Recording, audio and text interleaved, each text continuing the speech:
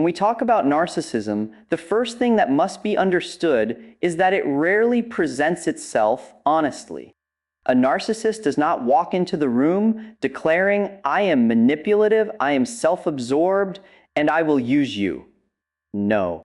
Instead, narcissism cloaks itself 聚 in 众搞 what 事， looks like 加上 confidence, 大脑管道 charm, 的 and 守门员掏 competence. 蛋白反水， It is a 他们联 performance, 合 and 强 like 行 any 打 good 断神经元 performance, 之间的 it 信号传 captivates 输， its audience. 神经元之 The 间失 mask 去 is 联 not 络， accidental. 久而久 It 之 is 就会凋 essential. 零死 Without it, 亡， the 而这 fragile 带来 structure 的是记忆的 beneath 灾难。 would collapse.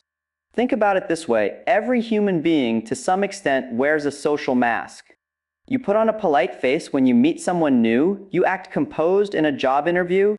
You hold back your frustrations in order to maintain harmony at home. These are adaptive masks, and they have value. They allow us to function in society without constantly colliding with one another. But the narcissist mask is not adaptive. It is deceptive. It is constructed not to facilitate cooperation, but to secure admiration, dominance, and control. It is a mask built not on stability, but on fear. The fear of being seen as ordinary, unworthy, or vulnerable. That's what makes it so alluring, because when you encounter a narcissist, you are often struck by their apparent confidence. They carry themselves as though they know what they want, as though they have answers that others lack, as though they are immune to self-doubt. And people are naturally drawn to that. We live in a world that is uncertain, chaotic, filled with hesitation. When someone appears to radiate certainty, we mistake that for strength. But what looks like strength is often a carefully engineered disguise. This is where the illusion becomes dangerous. The narcissist uses the mask to gain your trust, to secure your admiration, to draw you in closer. They are skilled at reading what others crave: attention, validation, a sense of belonging, and then reflecting it back in a way that feels irresistible. If you are lonely, they make you feel chosen. If you lack confidence, they make you feel capable. If you want approval, they shower you with it at first, but it is not genuine. It is bait. And once you are hooked, the mask can shift and you find yourself caught in something much darker. From a psychological perspective, the mask serves two functions. Externally, it manipulates the perceptions of others. Internally, it protects the narcissist from confronting their own weakness. That is crucial because beneath the mask is not a wellspring of confidence, but a hollow fragility. Narcissism, at its core, is a defense mechanism. It is an armor forged in insecurity. The grandiose exterior hides the terror of inadequacy. The arrogance covers the unbearable thought of insignificance. And this is where the philosophical dimension becomes clear. What the narcissist refuses to confront in themselves, they instead project.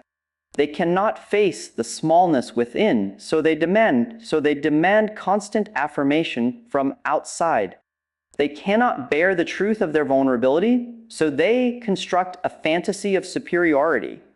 The mask then is not simply for show, it is survival. Without it, their entire psychological structure would crumble. This understanding is vital because it changes how we respond. If we only take the mask at face value, we are deceived. We admire the charm, we are seduced by the charisma, we buy into the illusion.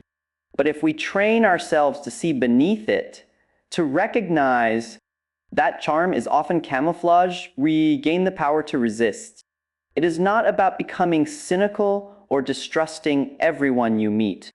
It is about learning discernment, the ability to distinguish between genuine confidence and theatrical bravado, between sincerity and performance.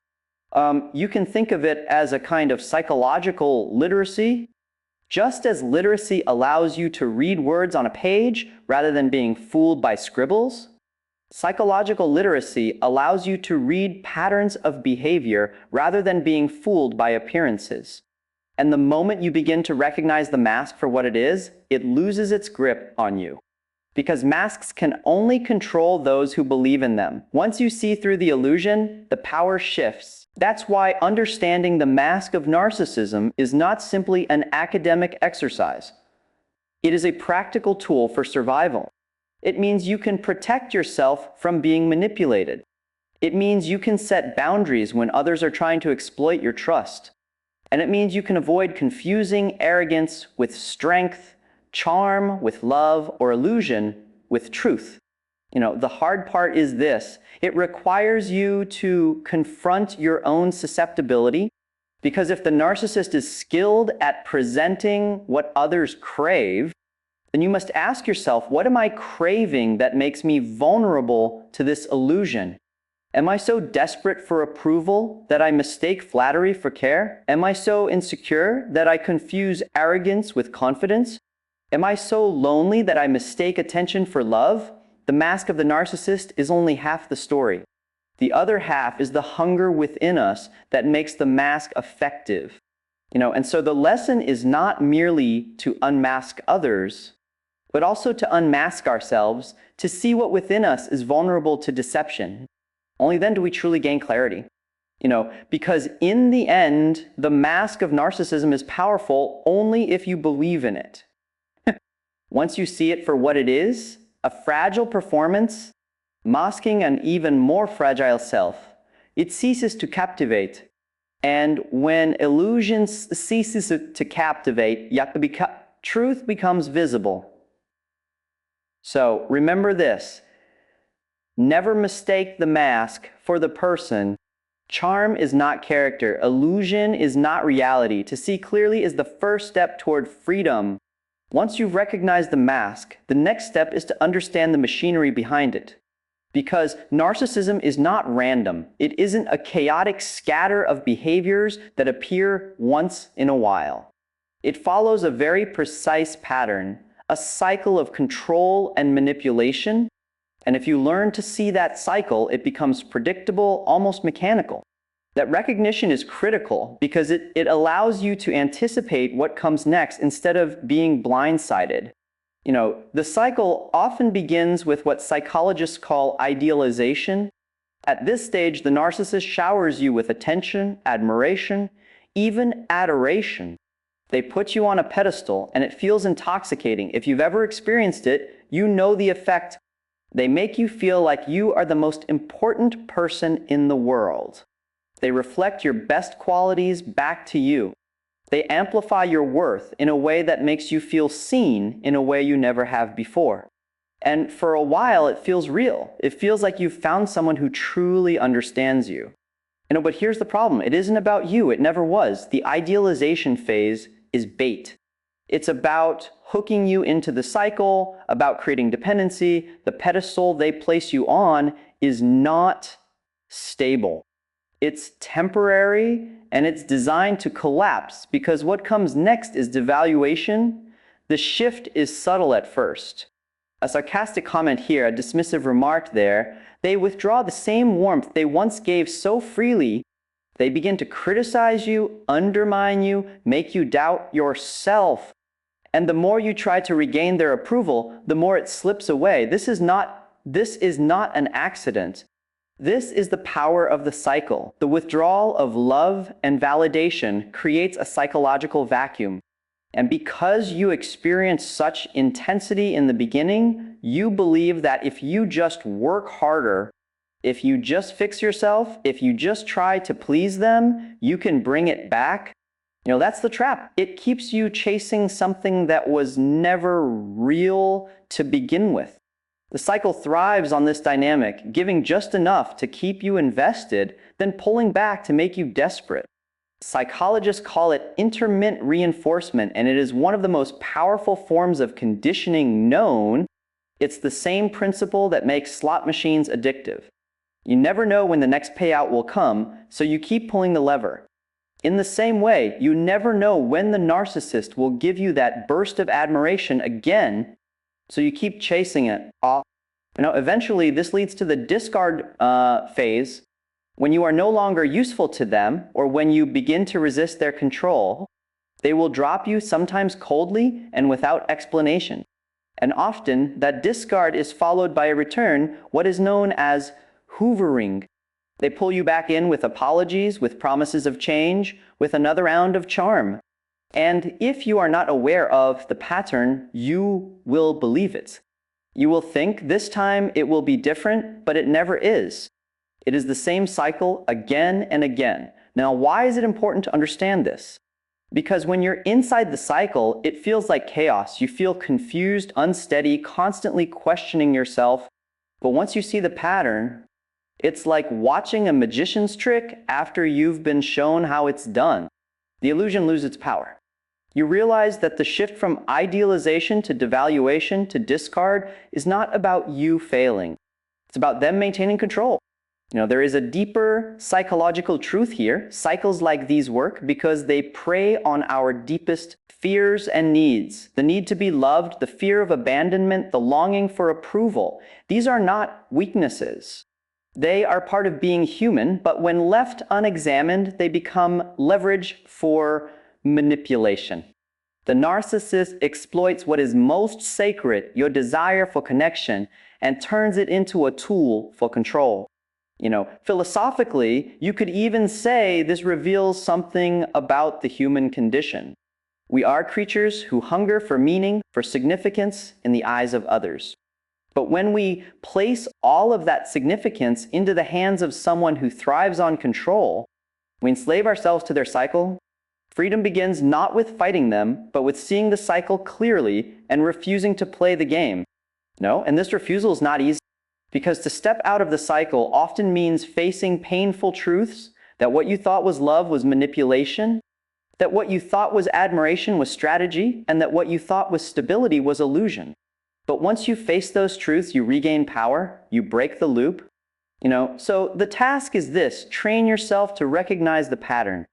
When someone's behavior swings from intense praise to subtle devaluation, take note. When their affection feels conditional, dependent on your compliance, see the red flag. When they discard you and then suddenly return, don't be fooled into believing it is love, it is strategy. The cycle only works if you remain unconscious of it. Once you see it, it loses its hold. Because the moment you name the game, you are no longer a pawn in it. You can step outside, set boundaries, and refuse to be manipulated. And here is the hard but liberating truth. You do not need their approval. You do not need to prove your worth to someone who profits from keeping you in doubt. The cycle exists to trap you. Awareness exists to free you. Right? So remember this: when you can see the cycle, you can break the cycle. And when you break the cycle, you reclaim your life. If the mask is the illusion and the cycle is the machinery, then the final question is, how do you break free? Because it's one thing to see the mask, it's another to understand the pattern, but it's a far greater task to step out of it. That requires awareness, yes, but awareness must be paired with boundaries.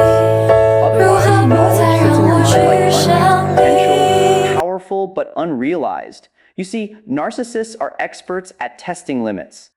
They push, they prod, they stretch your tolerance, always searching for the line they can cross without resistance.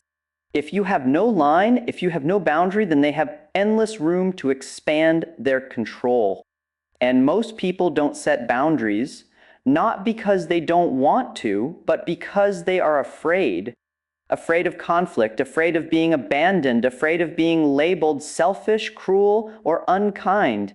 That fear is precisely what narcissists feed on. So the first step in breaking free is reclaiming the courage to say no, to say, this is where I end, and you cannot pass. And here's the paradox. The moment you establish a real boundary, you will often discover how weak the narcissist truly is. Because their power was never rooted in strength. It was rooted in your compliance, in your silence, in your willingness to bend. Boundaries strip them of that leverage, but here's where the philosophical depth matters.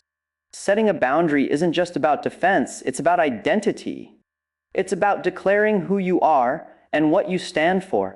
Every time you refuse manipulation, you affirm your worth. Every time you resist guilt tripping, you strengthen your integrity.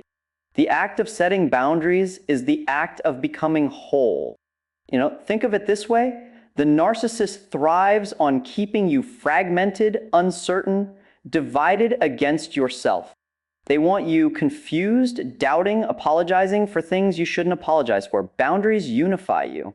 They gather the scattered parts of yourself and say, "This is me. I am not here to be controlled. I am not here to be diminished. I am not here to be erased." Now, awareness plays a crucial role in sustaining these boundaries because the narcissist will not stop testing you. They will circle back with charm, with false promises, with veiled threats. If you are not vigilant, you can be pulled back into the cycle before you even realize it. That's why awareness must become a discipline. It's not a one-time insight. It's an ongoing practice of paying attention, of refusing to let illusions re-enter through the back door. And let's be clear, breaking free doesn't necessarily mean cutting all contact. In some situations, family, work, long-standing relationships, that isn't immediately possible. But what it does mean is refusing to allow their manipulation to define you. It means learning to interact without surrendering your sense of self. Sometimes that means distance, sometimes it means detachment, and sometimes it means leaving altogether. But the principle remains the same. You decide the terms of engagement, not them. Psychologically, this is profound because it reverses the power dynamic. Instead of being the one who constantly reacts, pleasing, apologizing, explaining, you become the one who acts with clarity. You stop playing the role they assigned you and start living out your own script. That shift is the essence of freedom. Philosophically, there's an even deeper truth here. Yeah? To set boundaries is to acknowledge that you are not responsible for saving everyone, and certainly not responsible for sustaining someone else's illusion. You are responsible for truth. You are responsible for living authentically. And sometimes that means letting go of the fantasy that the narcissist will change if only you love them enough. That fantasy is part of the trap. Letting it die is painful, but it is also the birth of something greater, self-respect. And here's where courage enters, because there is no escape from narcissistic control without the willingness to endure discomfort. But boundaries bring conflict, they bring disapproval, they bring accusations. The narcissist will push back, often harder than before. And it will hurt, but pain is not the enemy here. Enslavement is. Enduring the temporary pain of setting boundaries is the price of long-term freedom. And it is a price worth paying. So the invitation is this: stop waiting for the narcissist to become different. Stop waiting for the apology that will never come. Stop waiting for the cycle to change on its own. Begin with yourself, cultivate awareness, sharpen your vision, and draw your boundaries. It's not about defeating them, it's about refusing to be defeated by them. And here is the liberating paradox. When you break free, you don't just escape the narcissist, you transcend the very part of yourself that was vulnerable to their control in the first place. You become someone who cannot be manipulated by flattery, who cannot be trapped by cycles, who cannot be enslaved by guilt. You become stronger, clearer, more whole. This is the ultimate power, not controlling others, but refusing to be controlled.